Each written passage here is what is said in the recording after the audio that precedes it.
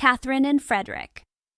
There once was a man named Frederick and a woman named Catherine. They were married. One day Frederick told Catherine, "I am going to the fields now. Please have warm food and a drink ready for me when I come back. I will be hungry and thirsty."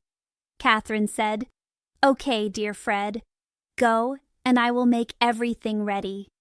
When it was almost time for dinner, Catherine took a sausage from the chimney. She put it in a pan with batter and put it on the fire. The sausage started to cook. Catherine stood there and thought. She thought she should get some beer from the cellar, so she took a cup and went to the cellar to get beer. While the beer was filling the cup, she thought, "Maybe the dog will take the sausage." She ran back upstairs, but it was too late. The dog had the sausage in its mouth and was running away. Catherine ran after the dog in the fields, but the dog was too fast. It did not let go of the sausage and ran far away. Catherine said, "It's gone." She was tired and hot. She walked home slowly to cool down.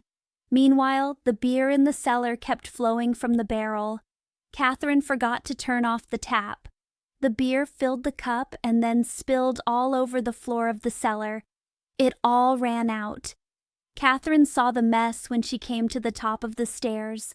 "Oh no," she said. "What can I do so Fred doesn't find out?" She thought for a while.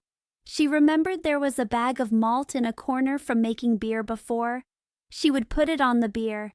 "Yes," she said, "this will help me now." She pulled the bag down quickly. She hit the cup of beer for Fred, and it spilled too. It mixed with the other beer on the floor. "It's fine," she said. "If some is here, the rest should be here too." She spread the malt all over the cellar floor. When she finished, she was happy with her work. She said, "It looks so clean now." At noon, Fred came home. "Wife, what do you have for me?" he asked. "Oh, dear Fred," she said, "I wanted to cook you a sausage. But while I got beer, the dog took it. And while I chased the dog, all the beer spilled out. And when I tried to clean the beer with the malt, I spilled your cup too. But don't worry, the cellar is dry now." "Oh, Catherine, Catherine," said Fred. "You should not have done that. The sausage was stolen, the beer spilled, and you put our best malt on the floor." "Well, Fred," she said, "I did not know. You should have told me." Fred thought, if my wife does things like this, I must take care of things myself. He had some silver coins. He changed them into gold coins. Then he told his wife, "Look, these are yellow counters. I will put them in a pot and bury them in the stable under the cow's place. Do not touch them, or something bad will happen to you." Catherine said she would not touch them. But as soon as Fred left, some people came to the village selling pots and dishes. They asked Catherine if she wanted to buy anything. "Oh, good people," Catherine said, "I have no money to buy anything, but if you want yellow counters, I will buy from you." "Yellow counters? Yes, why not? Let us see them," they said. "Go into the stable," she said. "Dig under the cow's place. You will find the yellow counters there. I cannot go myself." The people went right away. They quickly dug up the shining gold. They put it in their pockets and ran off. They left their pots and dishes in the house. Catherine thought she could use the new pots. She did not need anything in the kitchen, so she put the pots on the ground. She also put some on the fence around the house to make it look nice. When Fred came home and saw the new things, he asked Catherine what she had done. "I bought them, Fred," she said, "with the yellow counters from under the cow's place, but I did not dig them up. The sellers did." "Oh, wife, what have you done?" Fred said. "They were not counters. They were bright gold, all the money we had. You should not have done that." "Well, dear Fred," his wife said, "you should have told me before." "I did not know that." Catherine thought for a while. Then she said, "Come, Fred, we will get the gold back quickly. Let us go after the thieves." "Okay, let's go," said Fred. "We will try, but take butter and cheese with you. We can eat them on our trip." "Yes, Fred," she said and got ready. But Fred walked fast and she walked slowly behind him. "Oh," she said, "this is good for me. When we come back, I will be ahead." Soon she came to a hill with deep tracks on both sides. "Oh, look," she said, "how the poor earth is cut and hurt. It will never be well again." She felt sorry for it. She took out her butter and put it on the tracks on both sides. She wanted the wheels to go through easily. While she bent down, a cheese rolled out of her pocket and down the hill. Catherine saw it and said, "I already walked up once. I am not coming down for you. Someone else will run and get you." So she took another cheese from her pocket and rolled it down. But it did not come back. She thought, maybe they are waiting for a friend and don't want to come alone. So she rolled a third cheese down. All three stayed there. She said, "I don't know what this means. Maybe the third cheese got lost. I will send a fourth one. It can call him." But this one did not come back either. Catherine was worried. She threw down a fifth and a sixth cheese too. They were the last ones. She waited for a long time, hoping they would come. But when they did not, she cried, "You are good for nothing. You stay a long time. Do you think I will wait for you? No, I will go. You can follow me. You have younger legs than I."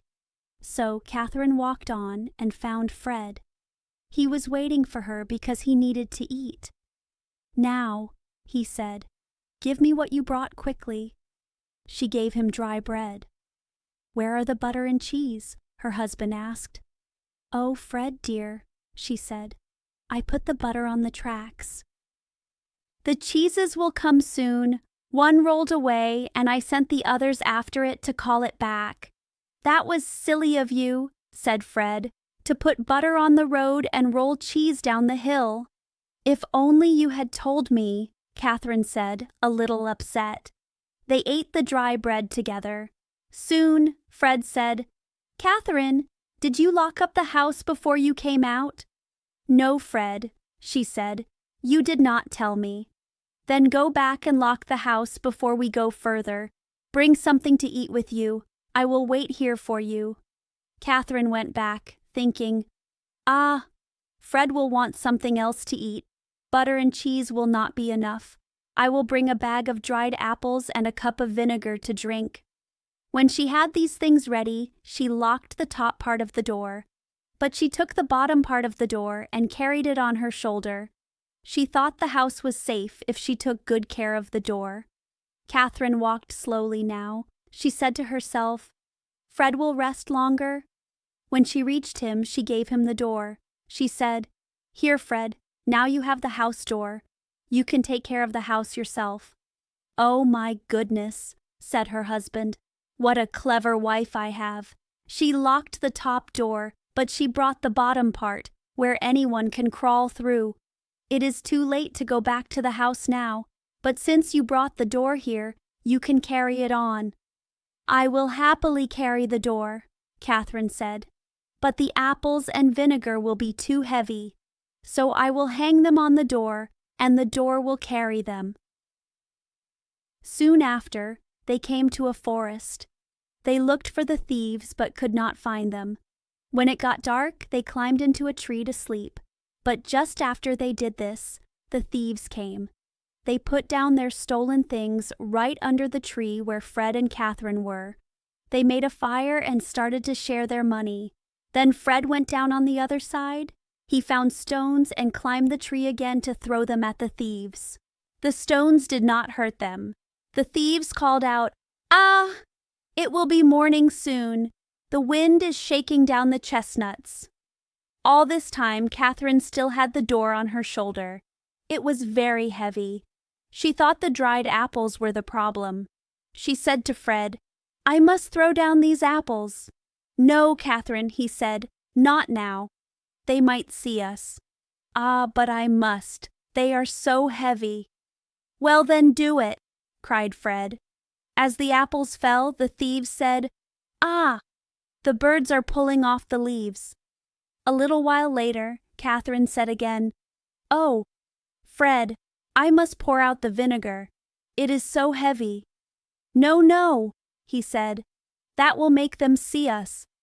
"Ah, but I must, Fred. It is very heavy," Catherine said.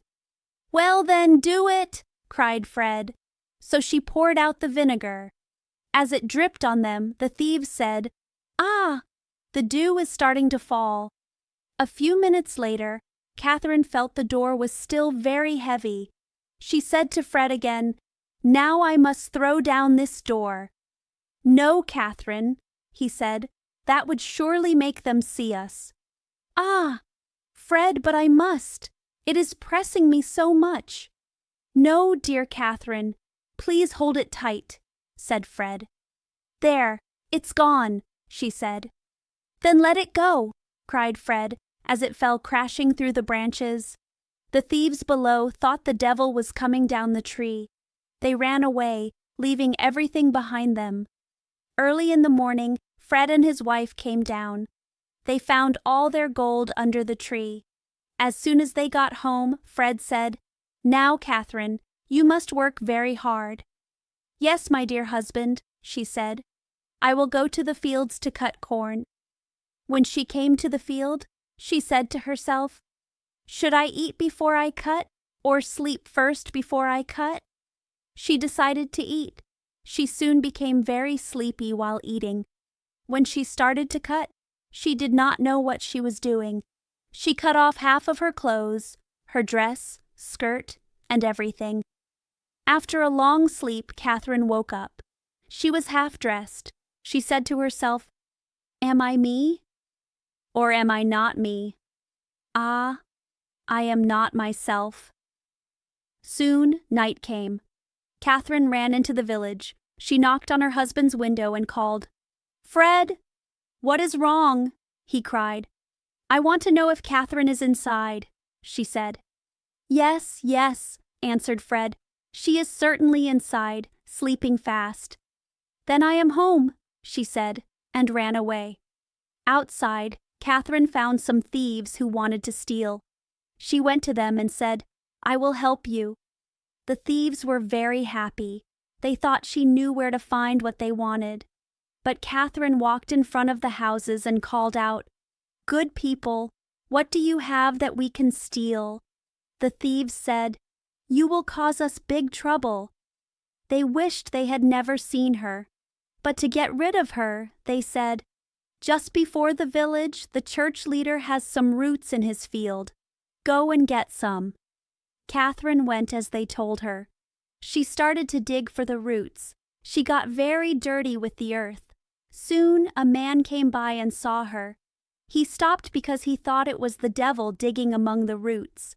He ran to the village and told the church leader that the devil was in his field, digging up his vegetables.